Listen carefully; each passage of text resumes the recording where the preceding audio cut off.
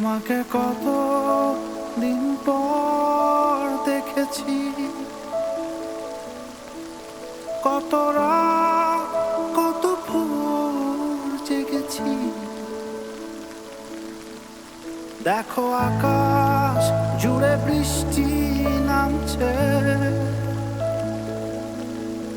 পুরো শহর যেন তোমায় দেখছে। আমি অবাক অপলক হয়ে তোমায় দেখেছি, দুহাত বাড়িয়ে শুধু তোমায় ডেকেছি।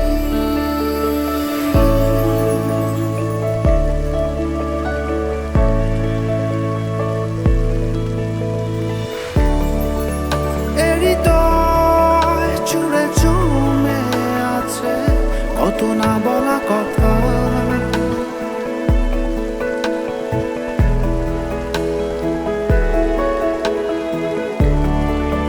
দু চোখের কোণে পড়ে আছে অবুঝ আকুলতা।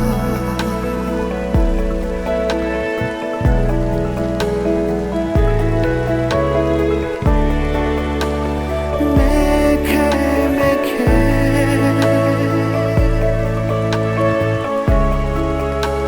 অচেনা রোদে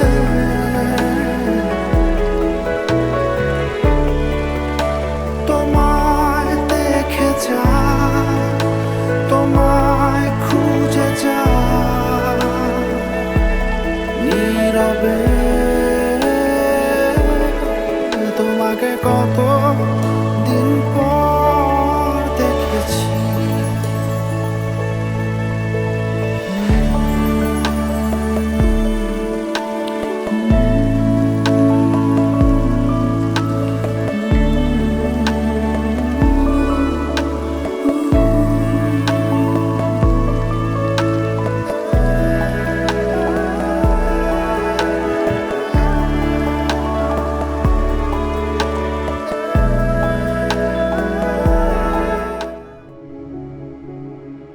জীবনে যেটা চেয়েছিলাম সেটার এতটা কাছে এসেও খুশি হতে পারছি না। নিজেকে কাজে অনেক ব্যস্ত রাখা ট্রাই করছি, কিন্তু কোনো কিছুতেই মন বসছে না। সবার মাঝে থেকেও একটা অস্থিরতা অনুভব করছি সারাক্ষণ। শেষ পর্যন্ত নিজের মনের কাছে হেরে গিয়েও 3-4 দিন পর পুষ্পিতাকে একটা কল দিলাম।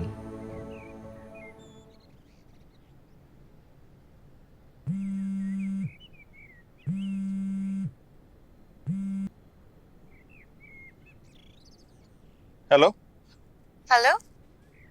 কেমন আছো? এই তো ভালো, তুমি? এই তো ভালো। আম, এভাবে কল দিলাম, মাইন্ড করনি তো? না না, মাইন্ড করবো কেন? আহ, কিছু বলবে? হ্যাঁ, ওই ঢাকা যাওয়ার ব্যাপারে কিছু ভাবলে? আহ, না, মানে এখানে এত ব্যস্ততা, আমি কিছু ভাবতে পারিনি। আর এই কয়েকদিনের মধ্যেই তো আমার বাসা যাব আমি, তখন ভাবি। ও আচ্ছা, ঠিক আছে। সরি, আসলে হুট করে ফোন দিয়ে বসলাম। আরে সরি বলছো কেন? আর আমার বাড়িতে গেলে তো দেখা হচ্ছে তোমার সাথে। ঠিক আছে, ভালো থেকো। ওকে, বাই।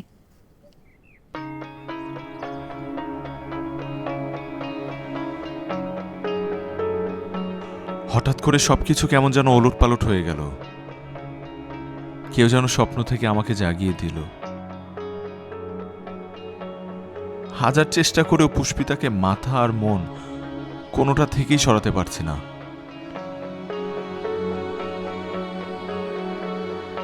পুষ্পিতা তো ঢাকা যাওয়ার ব্যাপারে কিছুই বলছে না। ওকে আর একটা কল দিই, কি বলো? তুই কি শুধু ঢাকা যাওয়ার ব্যাপারে কথা বলার জন্য পুষ্পিতাকে কল করবি?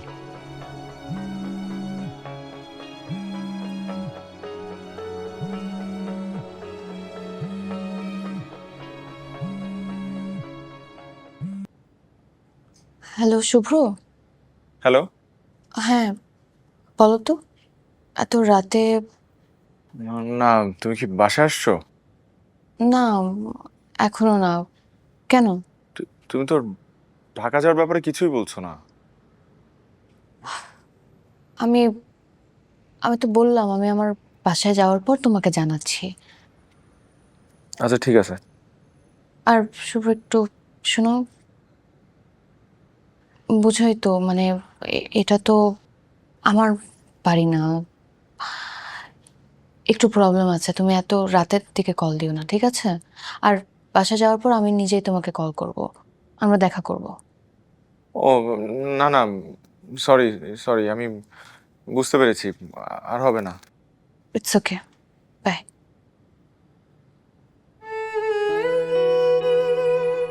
না আমি পুষ্পিতাকে আমার করে নিতে পেরেছি, না তাকে ছেড়ে যেতে পেরেছি। ভালোবাসার এক অদৃশ্য চোরাবালিতে আটকে গেছি আমি। ওকে এভাবে বিরক্ত করতে নিজের মধ্যে একটা লজ্জাবোধ কাজ করছিল। তারপর আর ফোনে কথা হয়নি 8 দিন। হঠাৎ একদিন কল আসলো পুষ্পিতার।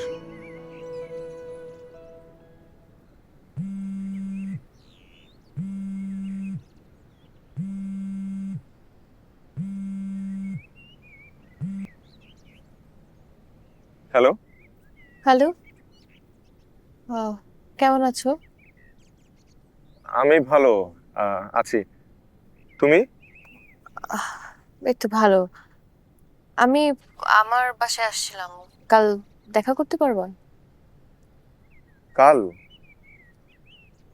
হ্যাঁ, কোথায়?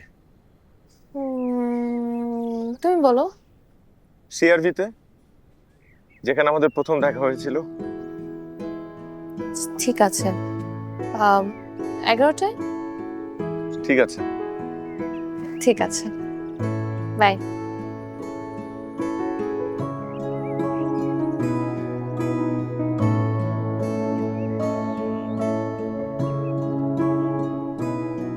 হ্যালো। হ্যাঁ, বের বের হয়েছো? না এখনো বের হই নাই, এই 5-10 মিনিটের মধ্যে বেরোচ্ছি। আচ্ছা ঠিক আছে, আসো, আমি সিআরভিতে আছি। আচ্ছা।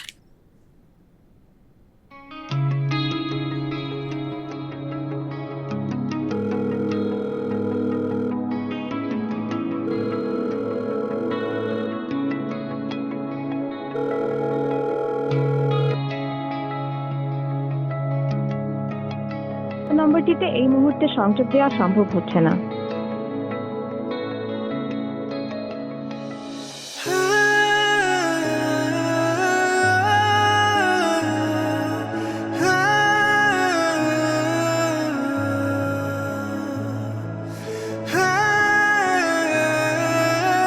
নম্বরটিতে এই মুহূর্তে সংযোগ দেওয়া সম্ভব হচ্ছে না।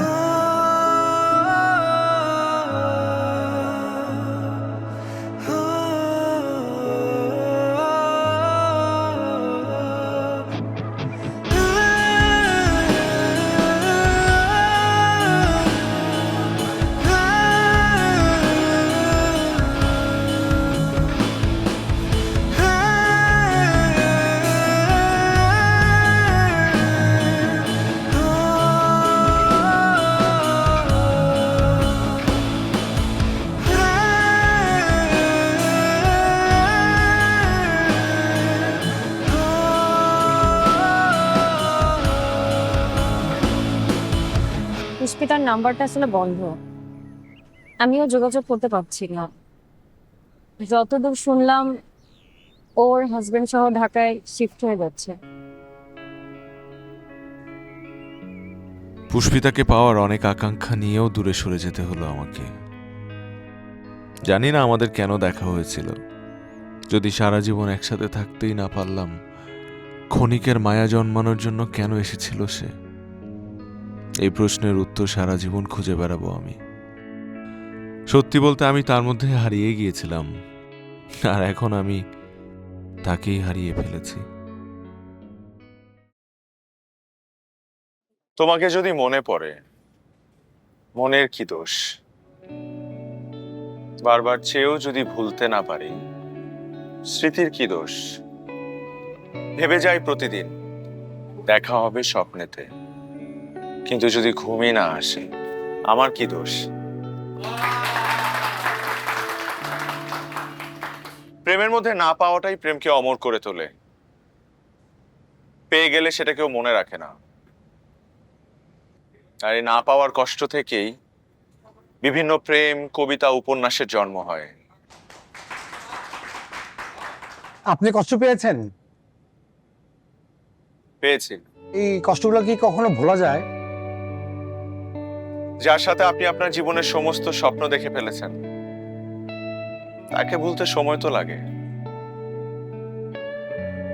নিজেকে ফিরে পেতে, ভাঙা স্বপ্ন জোড়া লাগাতে সময় তো লাগে।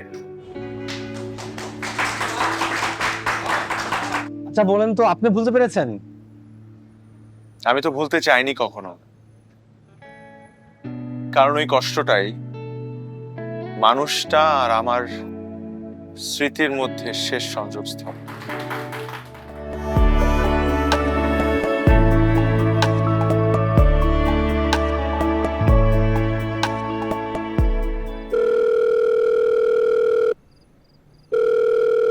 হ্যালো, কেমন আছো? বেঁচে আছি। আমি মানে তখন তোমাকে দেখে অনেক বৃষ্টি পড়ছিল। আমি কি বলবো, আমি ঠিক বুঝে উঠতে পারছিলাম না। না ঠিক আছে, তোমার হাজবেন্ড ছিল সাথে, উনি আবার কি নাকি মনে করে? শুভ্র, আমার সাথে একবার দেখা করবা? কখন? আগামীকাল 11টা 12টা। আমি কাল সকালে জানিয়ে দিই তোমাকে। ঠিক আছে। ওকে, ঠিক আছে, বাই।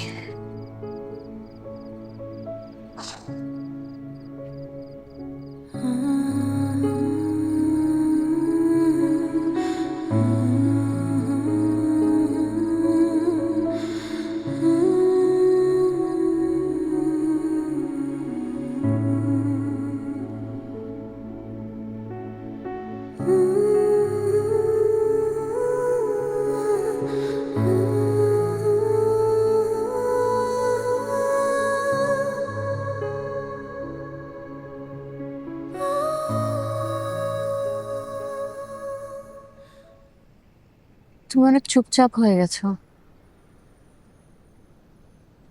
কষ্ট মানুষকে বদলে দেয়, চুপ করিয়ে দেয়।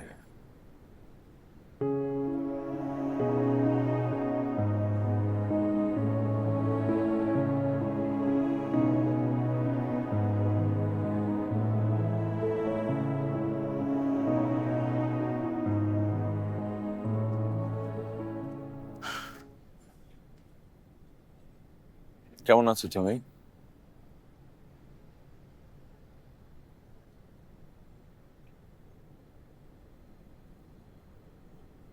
তুমি? ভালো নেই।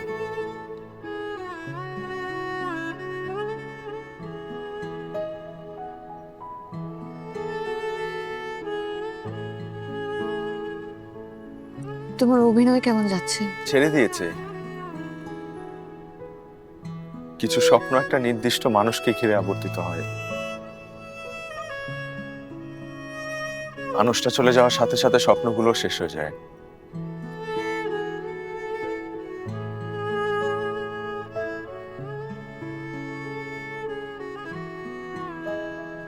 দেখো শুভ্র,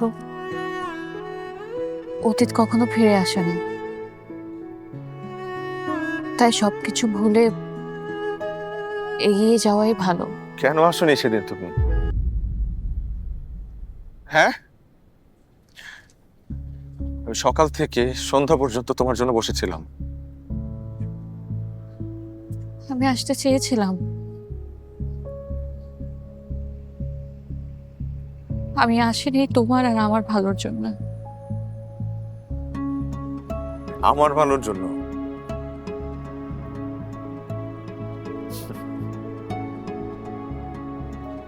কিভাবে? তোমার মনে আছে আমি যে তোমাকে বই পড়তে দিতাম,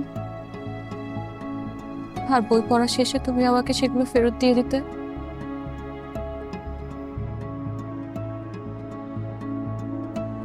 আমি যে কতদিন ওই বইগুলোর মাঝে তোমার চিঠি খুঁজেছি, হয়তো বা কিছু একটা আমার জন্য লেখা থাকবে। কত দিনের পর দিন এভাবে কাটিয়েছি। আমি আসলে বুঝে উঠতে পারছিলাম না আমাদের মধ্যে সম্পর্কটা কোন দিকে যাচ্ছিল। তোমাকেও বুঝতে পারছিলাম না তুমি কি চাও। তোদের ভেতর সম্পর্কটা কি সত্যি করে বলতো? বন্ধুত্ব বললে ভুল হবে, আবার প্রেম বললেও ভুল হবে।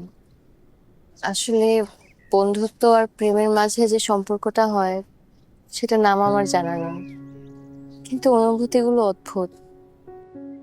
ভালো মনি, কেমন আছিস মা? আমি ভালো। কখন আসছো? এই তো। আমাদের সাকসেস পার্টির দিন বাসায় যেতে আমার একটু দেরি হয়ে যায়।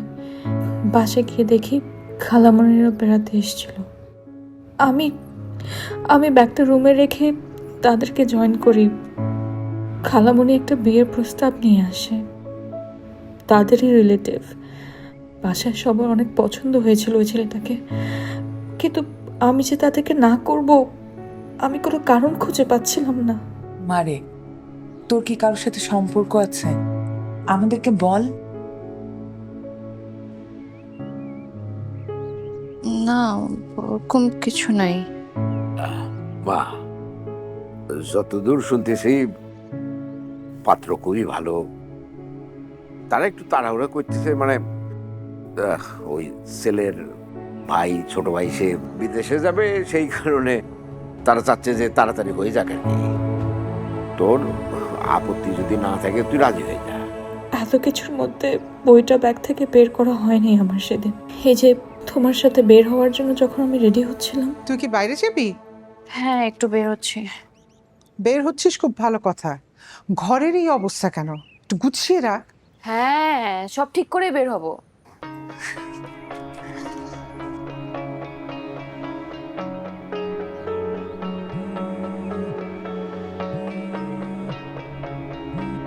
হ্যালো। হ্যাঁ, বের বের হয়েছো? না, এখনো বের হই নাই। 5-10 মিনিটের মধ্যে বের হচ্ছি। আচ্ছা ঠিক আছে, আসো, আমি সিআরবিতে আছি। আচ্ছা।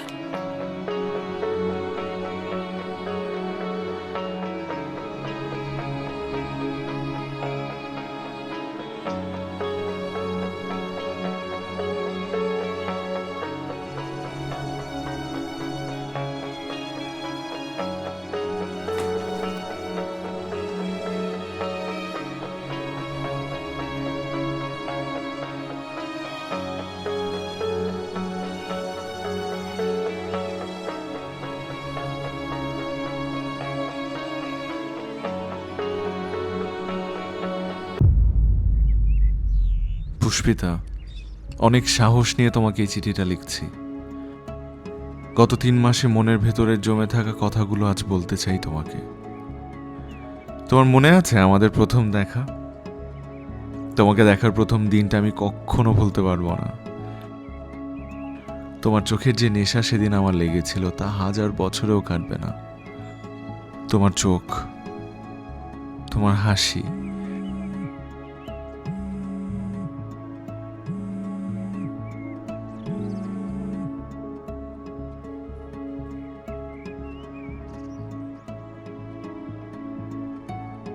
তোমার খোলা চুল, সবকিছুর প্রতি আমার এক অদ্ভুত ভালোবাসা তৈরি হয় গত 3 মাসে।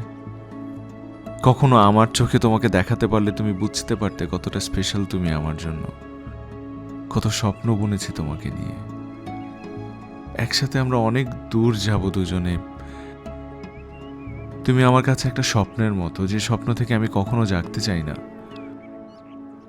কারণ সে স্বপ্নে আমি তোমাকে আমার মতো করে পাই, অনুভব করতে পারি। কথাগুলো গুছিয়ে বলতে পারছি না, আমি জানি। তুমি জানো, চিঠিটা লিখতে গিয়ে আমার হাত কাঁপছে। কতবার তোমার দেয়া বইগুলোতে কত কিছু লিখতে গিয়েও কিছু লিখতে পারিনি। যদি আমার কথাগুলো শুনে আমাকে ছেড়ে চলে যাও, পুষ্পিতা, আমি তোমাকে ভালোবাসি। ভালোবাসি কথাটা তোমাকে একবার জড়িয়ে ধরে বলতে চাই। জানি না তুমিও আমাকে আমার মতো করে চাও কিনা, তবে আমরা এই কদিনে যে সুন্দর সময়গুলো কাটিয়েছি তা আমার জীবনের সবচাইতে মধুর স্মৃতি হয়ে থাকবে আজীবন।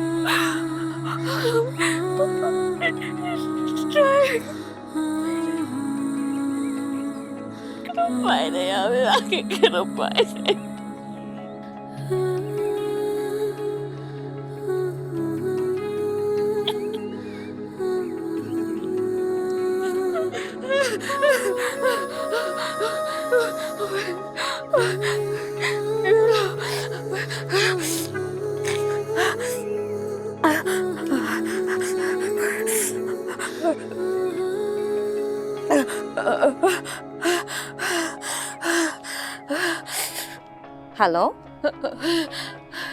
হ্যালো ঝুমুর, কি হয়েছে? তুই কান্না করতেছিস কেন? ঝুমুর আমাকে ভালোবাসে। দেখ, তুই আমাকে সবকিছু খুলে বল।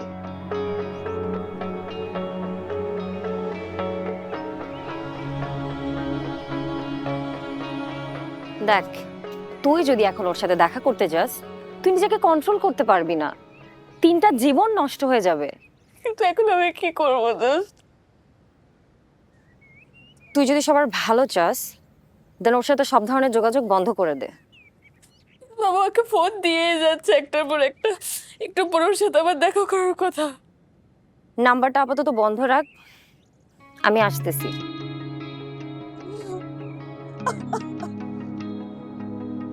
কতবার কতভাবে তোমাকে বোঝানোর চেষ্টা করেছি, বাবা মায়ের অ্যানিভার্সারিতে, আমাদের প্র্যাকটিসের দিনগুলোতে তোমার দিক থেকে আমি কোনো রিয়াকশন না পেয়ে আমি ভেবে নিয়েছি তুমি আমাকে বন্ধু হিসাবে দেখেছো। তোমাকে হারানোর ভয় পেতাম। বল, যদি তুমি আমার সাথে কথা বন্ধ করে দিতে, তাই কতবার কত কিছু বলতে গিয়েও বলতে পারিনি, কত কিছু লিখতে গিয়েও লিখতে পারিনি। আর এদিকে আমি কত কষ্টে আমার হার বেড়েছে তুমি জানো। তুমি কি ভেবেছো এমনি এমনি আমি দূরে সরে গেছি? আমার সবসময় মনে হতো, জানো, যে আমার ভালোবাসা যদি সত্যি হয়, তোমার সাথে আমার আবারও দেখা হবে।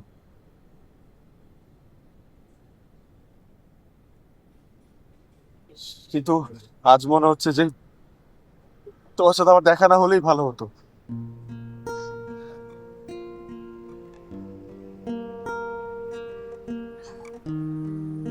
তো ভালো মেয়ে দেখে বিয়ে করে ফেলো।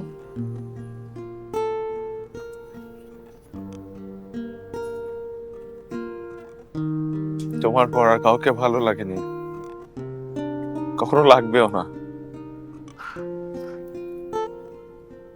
পুষ্পিতা, আমি তোমার অপেক্ষায় ছিলাম। আমি জানি আমার এই অপেক্ষা কখনো শেষ হবে না।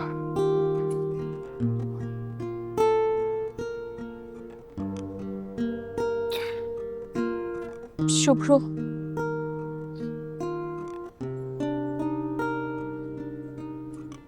আই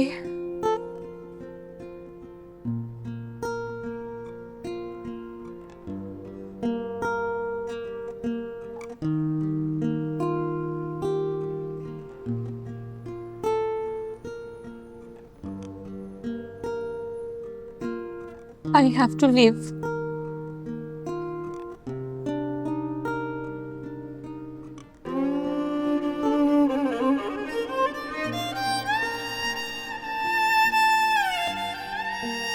পুষ্পিতা,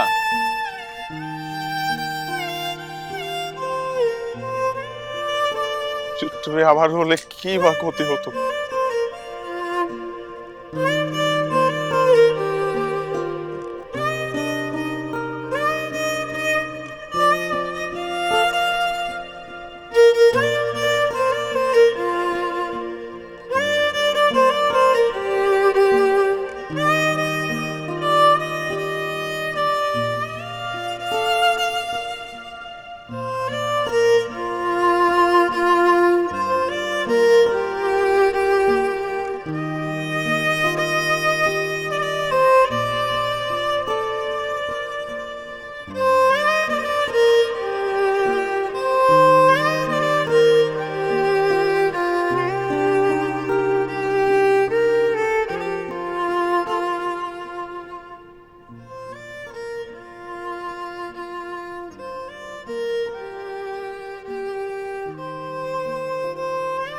সেদিন আমরা কেউ কাউকে ছেড়ে যাইনি, ভাগ্য আমাদেরকে ছেড়ে দিয়েছে। ভেবেছিলাম আর কখনো দেখা হবে না পুষ্পিতার সাথে, কিন্তু লাইফ আনপ্রেডিক্টেবল।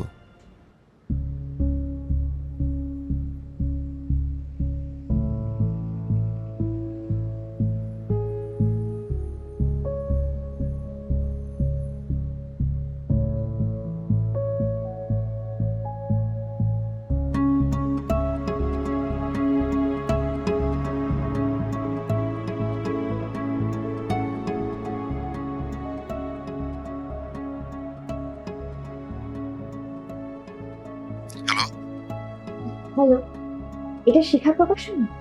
জি, শিখা প্রকাশনী থেকে বলছি। বেস্ট ফ্রেন্ডের পরের পার্টটা এসেছে? না, ওটা তো এখনো বের হয়নি। কি বলছেন? 1 বছরেও একটা বইয়ের পরের পার্ট বের হয়নি? সত্যি কথা বলতে গত বইমেলা এটা বের হওয়ার কথা ছিল, কিন্তু একজন প্রডিউসার এটার কপিরাইটটা রাইটারের কাছ থেকে কিনে নিয়েছে, আর উনি চান না এটা বাজারে আসুক। কেন? তা তো আমি বলতে পারবো না। আচ্ছা, আমি ওনার নাম্বারটা পেতে পারি? ওনার নামটা আমি জানি, রাকিব হাসান, কিন্তু ওনার নাম্বারটা আমার কাছে নেই। আচ্ছা ঠিক আছে, থ্যাংক ইউ।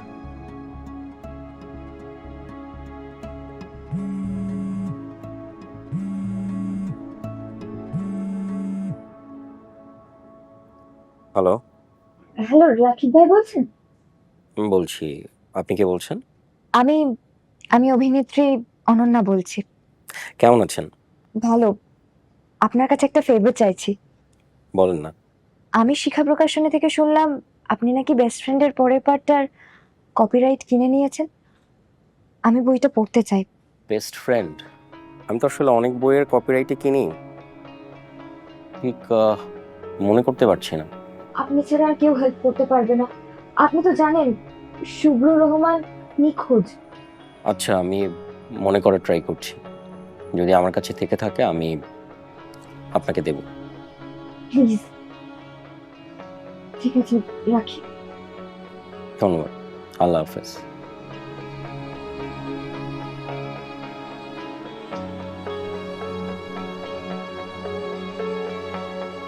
দর্শক, আপনারা জানেন হালের জনপ্রিয় নায়ক শুভ্র রহমান গত 3 দিন ধরে নিখোঁজ। এখনো পর্যন্ত তার কোনো খোঁজ পাওয়া যায়নি।